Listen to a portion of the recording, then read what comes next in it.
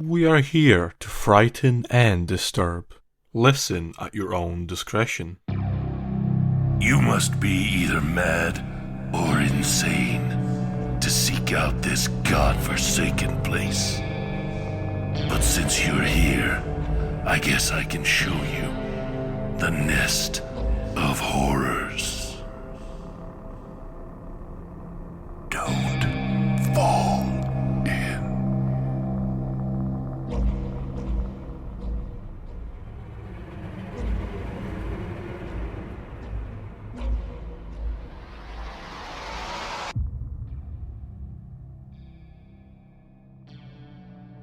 Nest of Horrors presents a short story by C.B. Jones, entitled My Uber Driver Has a Body in His Trunk, narrated by ThatTalkingGuy and Ranger H. Fox.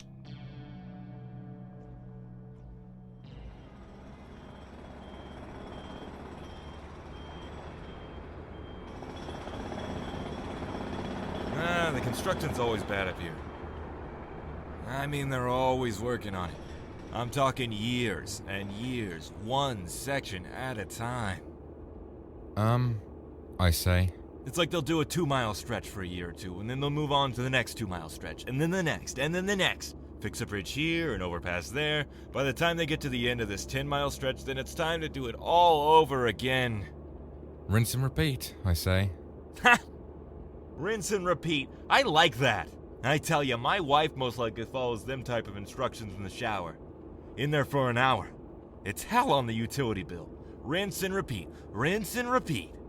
With his mask bunched up down past his mouth, spittle flying as he yammers on.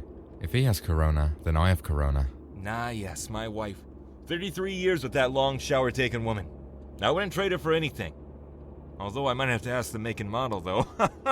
A hearty slap of his thigh and his laugh echoes around the car's interior, and he veers into the opposite lane and overcorrects and swerves back and forth. He doesn't say anything.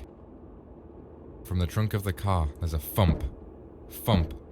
Thump. I suddenly get nervous. He says he has a wife. Any kids? Grandkids? Okay. If you could have any vehicle, any make and model for free, what would it be? I don't know. Something reliable and with good gas mileage. A new Toyota Camry? A Camry? He sputters in disbelief.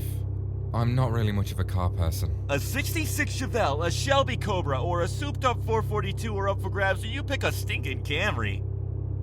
I'm starting to not like my Uber driver. The mothball smell in the car suddenly becomes real apparent. His eyes look mean behind his glasses. His forearms are thick and sprouted with grey hairs. I notice the large hands gripping the steering wheel, knuckles knotted and arthritic, probably still very strong. Old man strength. If they were to get a hold of your neck, or face or eye socket, good luck getting them pried loose. The trunk thumps again. Thump, thump, thump. It's like it's more frantic now. Does he hear that? Maybe he doesn't want to let on that he hears it. If he ignores it, it will just go away. You dang old millennials. I tell you what, you don't even know what a real car is. Hell, everything's made of fiberglass nowadays. Plastic bumpers. Back then, cars were made of the real stuff. I'm talking about metal. Those must have been the days. You're damn straight. We used to... A loud thump cuts him off. There's no ignoring it now. Do you hear that? He asks as he turns to face me in the back seat. He looks concerned. All I can do is nod. My mouth is dry and my palms are sweaty. I'm just gonna pull over here and check it out. By this point, we've gone off the highway and are on some main road that leads to the Greyhound station. He pulls off to a side street and slides out of the front seat and walks around to the trunk. I step out of the vehicle after him and, for a brief second, I think of running. A very dumb idea that vanishes as soon as it arrives. He stares down at the open trunk, the large black bag that I'd loaded back there. The bag. It wriggles and squirms. What in the... He says to himself and looks back at me. And the look on his face is pure confusion and terror. And the knife goes across his neck quickly, and he reaches out after to stop the blade and cuts his hand. And I get about 7 more quick jabs into his gut and groin area before he tries to run. But not before I topple his heavy body back into the trunk with the other one. As I drive his car away, I start to laugh. Did the cars from the good old days have more spacious trunks?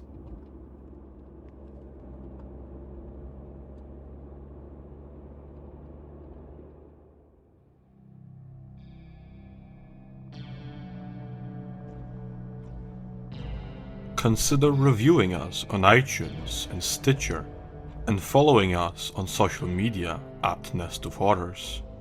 Thank you for listening.